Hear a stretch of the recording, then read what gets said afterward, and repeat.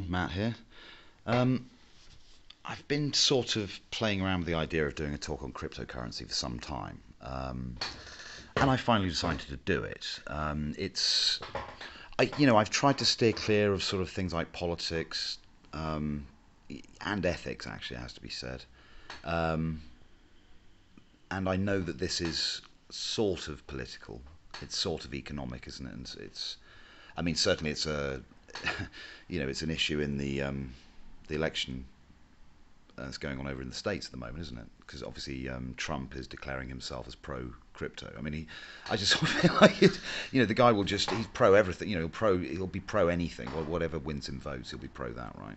I mean, he did the same thing with the LGBTX community and stuff, didn't he? So, how much stock to really sort of put in his claims, I don't know, but he's pro crypto and the other one isn't. So, well, look. So, what are my views on crypto? What is crypto, right? What is it?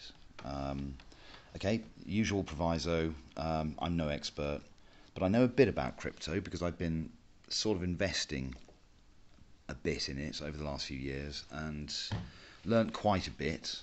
And so, what is it, right? So let's think about the system that we have at the moment. So the cash system that we have, right? How does that work? That's complicated stuff. So the system that we have at the moment, we have kind of like an official currency. So for us, it's sterling, and it's controlled by the government. The currency is controlled by the Bank of England, right? Essentially, and what that means when you have centralized control over a currency, that means that centralized authority can print money, right? So anyone else in that system that tries to print money in their garage will obviously be arrested and sent away for a very long time. But obviously the people that sort of pull the strings, if they want to increase liquidity in the system, so by liquidity I just mean spending potential and movement of cash, right? Because it's movement of cash. It's movement of cash that sort of supports. That really is the fundamental kind of energy, if you like, of the economy, is the movement of money. Without any movement of money, there is no economy, right? At a very sort of basic level, right? So it's the movement of that cash. So from employer to employee, from customer to provider, and this is how tax is collected. This is how companies are born, and so on and so forth. So but again, the problem with the centralized authority having the power to print money is that obviously if you print more money, you devalue that currency, right? So because I mean it's just obvious, right? So if imagine a simple scenario, say there's only £1,000 in circulation, right? And then you decide to double the amount of money that's in circulation, right? So you now have 2,000. Well, that kind of that sort of halves the value of it, because there's twice as much in supply now, so it's not as scarce. This is essentially what value is based on. It's kind of scarcity and either true or perceived value of that scarce object. So gold, for example. I mean, gold doesn't have many engineering applications, right? It's a good conductor, so you can use it in cabling and things like that. If you want perfect sort of hi-fi speakers and stuff, you need gold cabling. So there are some sort of eccentric, nuanced uses of it. But really, it's just fucking shiny. Excuse me. It's just a shiny material, and people have a psychological attachment to it, right? But it's scarce. Yeah, I mean, apparently something ridiculous, like something the size of a football pitch, but just 1 millimeter or something. That amount of gold is being stripped out of the earth every year at the moment. So it's naff all, right? And this is one of the reasons why an ounce of gold is currently worth what, sort of $2,300, something like that. So about £1,900 sterling. And the price fluctuates according to a perception of its scarcity, its utility. People see gold as like a hedge against inflation, and inflation is caused, right, and well, by a number of things. It's kind of like the cost of delivering things, but really inflation is to do with the value of the currency, right? So If inflation goes up, if you have 10% inflation, that essentially means that the value of your currency has gone down by 10%, right? Now, everybody knows that this thing called fiscal easing, right? Fiscal easing, in inverted commas, what does that mean? It just means generating liquidity. What does that mean? It means printing money, right? So these central authorities, I mean, I'll take COVID, right? Suddenly the government were able to generate hundreds of millions of pounds out of thin air. Where did they get that from? They didn't get it from the tax coffers. They didn't just do a whip round. Yeah, they didn't appeal to big business or banks. They literally just printed it, right? And if you print money, you devalue the currency. So if you're running at an inflation rate of 10%, I mean, they tell us that inflation is 4 or 5%, right? But everybody can see when you look at the prices in the shops that inflation is higher than frickin' 5%, because, I mean, there's certain things that seem to have doubled just in the last 5 years.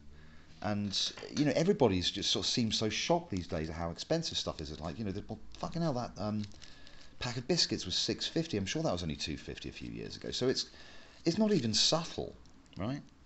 And what does it mean if the value of the currency is halved? It means you're half as wealthy, right? So just assume that, think of it. Let's imagine we're running at 10% inflation every year, right? So £100 today will be worth £90 next year, right?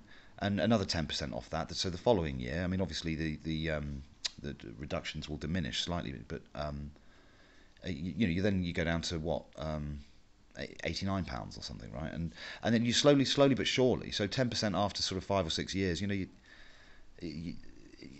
your currency's halved in value, almost. So that's a problem, because it means, if your wages aren't going up to match inflation, then you're basically, it's just like money is just being drained out of your pocket. That is the net effect of this, and people don't notice it. They think, well, things are just more expensive. I'll just have to spend more carefully. But it's kind of the money is being stolen from you in some very important sense. So I mean, that's interesting. So when they produce the money, where does it go? It goes to the banks, right? So they don't. We think, well, liquidity is good for fluidity of money, right? Movement of money. And so to achieve that, they don't just give the money to the consumers and spenders. They give it to the banks, which allows the banks to then lend more money, right? So lend more money more freely. And then businesses can borrow, and then businesses can hire staff, and so on and so forth. And the idea is it can reignite the economy, but it's a trickle down effect, right? And so basically, all of this new money that's printed ends up in the hands of the already rich and powerful elite bankers and financiers and so on, right?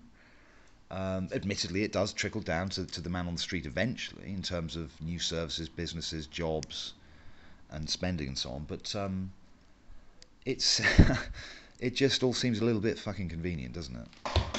So anyway, cryptocurrency. The reason I've gone on about this for sort of 8 or 9 minutes is that cryptocurrency is possibly an answer to this problem.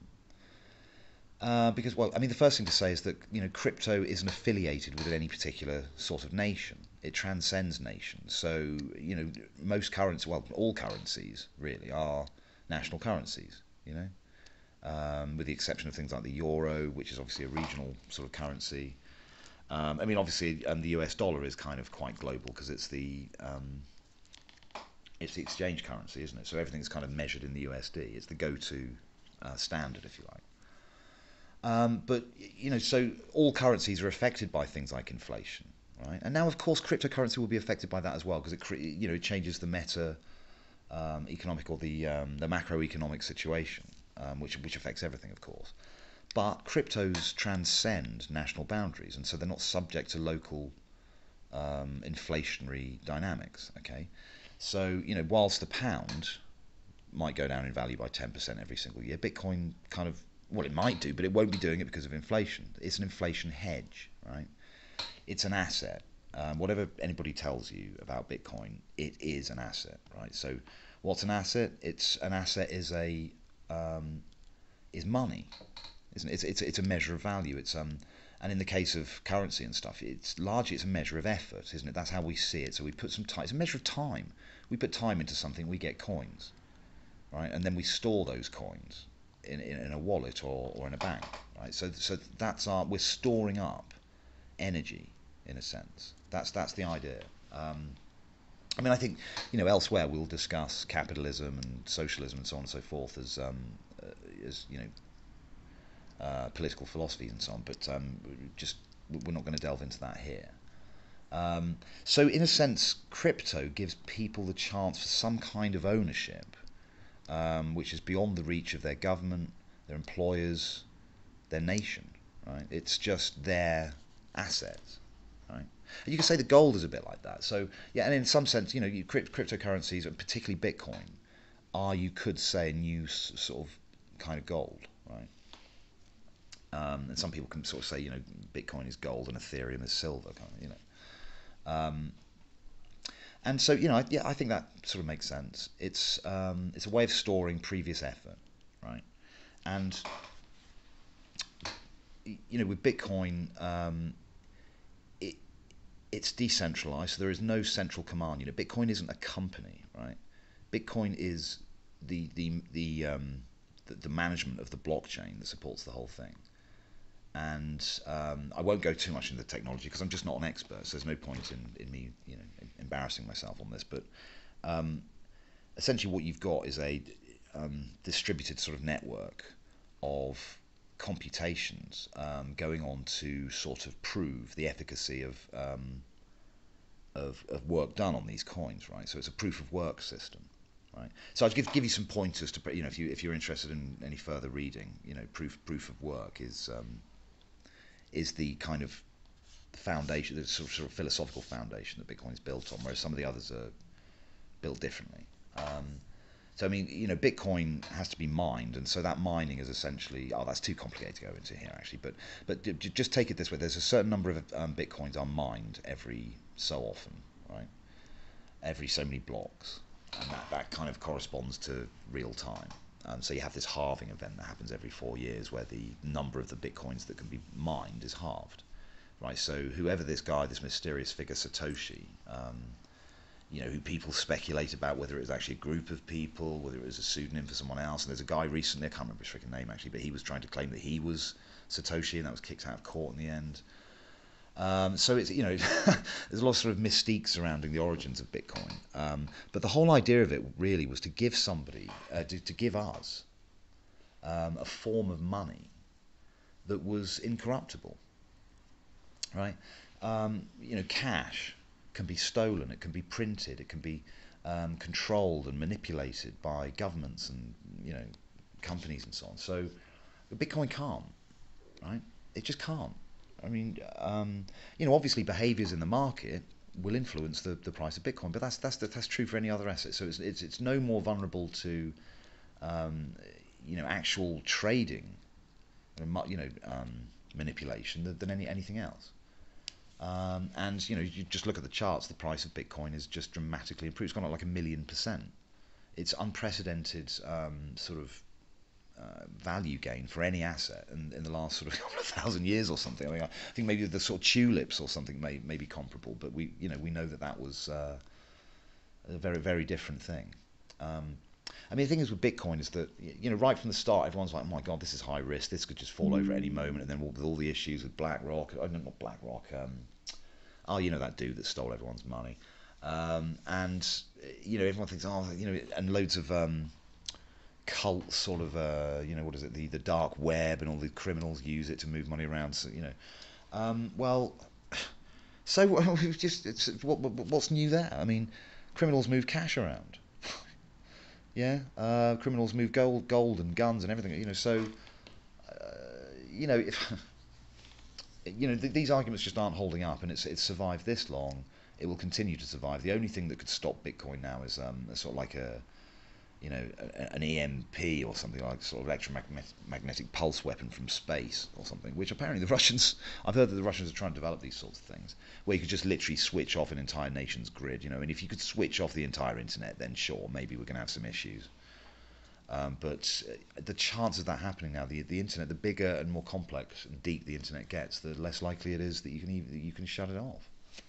You can't really switch the internet off now unless there's a global EM sort of event, a catastrophic event.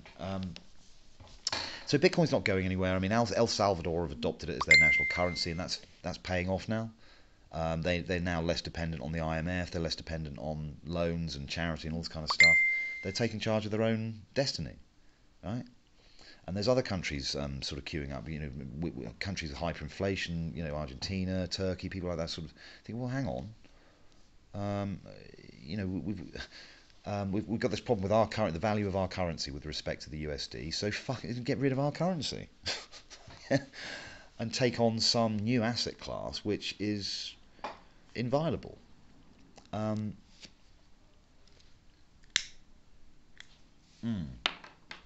you can probably tell I'm pro cryptocurrency. I have some Bitcoin, and I'm just going to keep it. I'm not one of these guys who's going to try and plan the tops and bottoms and trade and so on and so forth. I wish I could, but I don't have the time or inclination. I'm not a trader. I just think it's safer to have some cash or some energy stored in a technology that is completely inviolable.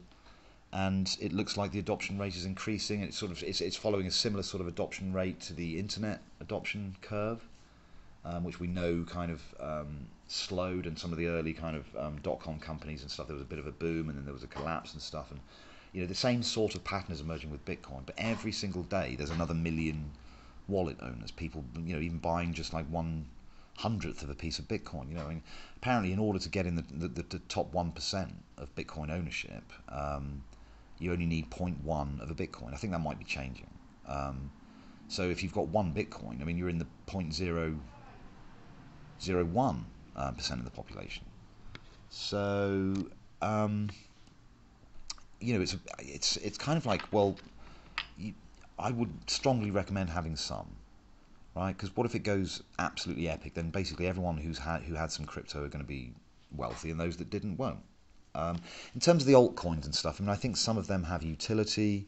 Some of them are actually work. Sort of Ethereum is used to trade these NFTs, and the value of which is another conversation entirely. I think they're a bit strange, but again, it seems it's certainly taken off. So Ethereum supports various networks. I think Decentraland supports the kind of the sort of virtual reality one of the metaverses. So there are lots of them with utility, right? But the ones without utility, I think they'll just drift away. To be honest, they're just the sort of meme coins and things like that. They pump, they make people lots of money, and then they sort of seem to fade out, kind of thing. So it's about. I'm probably what you'd say I'm leaning towards Bitcoin maximalism insofar as I think that's the only real solid proposition for this stuff. The other stuff feels a bit sort of I don't know, wet somehow, unless there's a very, very strong use case. And so kind of anything that's tangled up with kind of gaming or AI and things like that, anything that actually is used as part of a sort of monetary system, a virtual monetary system, then yeah, I can see the value in that. But if it's not, I think very carefully before even spending 50 quid on some of these altcoins. But it's quite exciting, because I think it really does genuinely give us a chance to own some proper real estate. And it's real estate that you don't have to secure and protect. It can't decay physically, right? Whereas storing gold, for example, is risky, it's heavy to move around, you're vulnerable, you'd lose it, you could have it stolen. Really losing your Bitcoin is on you. You'd have to be really stupid to lose or have your Bitcoin stolen. So you'd have to give someone the keys to your wallet and all this kind of stuff. You'd have to be really, really daft to do it, and it does happen. And I do feel extremely sympathetic towards those that lose it. But it's only the same as leaving a wallet in a telephone box. But anyway, so let's just think what have we said so far. So with national currencies, you're at risk of inflation, and inflation reduces the value of your cash wealth, right? If you own property, that's probably one of the safest asset classes you can own, because it's always desirable, right? But even that's shaky, right? And subject to the ebbs and flows of the market, and you get property market crashes and things like that. And it's expensive to protect, to secure. It costs a lot of money to own property, right? Bitcoin, it costs you nothing. Literally not, it costs you. Also, you've got the freedom of being able to transfer that capital or that energy from one place in the world to the other pretty much for free. Right? Whereas if you do it with a bank, you're charged fees, transaction fees, percentages, and everyone gets a little piece of the pie. So you've got all the current model. You've got all these parasites just kind of say, well, we can shave off a few quid here and take some profit there, and it's just you end up with this really messy sort of shanty town of processes, right? Whereas Bitcoin, it's just I could just send some Bitcoin to someone in Nigeria right now, yeah, and then they can receive that Bitcoin. They could sell a bit of it, turn it into cash, and withdraw that from a cash point machine, and then they could go and start a business, right? At the moment, if you want to start a business in somewhere like Nigeria, it's almost impossible because, well, maybe not so much Nigeria, but countries that are sort of destabilised and so on and so forth, for whatever reason, you can't get our banks to talk to their banks, right? And they'll have policy issues, there'll be constraints, there'll be all sorts of blockers. It would just, it'll cost you a fortune if you can get it done at all, right? To move even £100 from here to freaking, I don't know, Somalia or something, right? Bitcoin, you can just send it instantaneously. If someone has a wallet, they can receive Bitcoin wherever they are, right? And so that allows a certain amount of economic freedom that didn't exist before. Why should it be the case that, if I want to start a business in Somalia, that I can't send money there? It's ridiculous. And it's just the things, it's just things like starting businesses in some of these troubled areas, which could potentially galvanise hope and rejuve the economy and stuff like that. So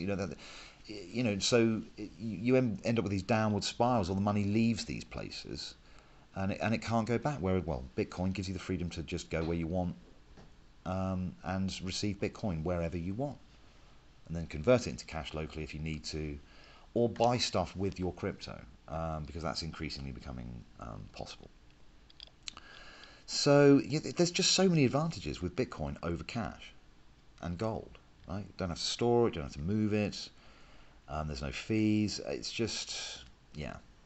So I'm pro crypto, as you're probably guessing. I'd recommend you have some, because if you don't, you might just get left behind. Okay, I think that's probably enough on that for now then, guys. Yeah, I might do a follow-up. Cheers. Bye.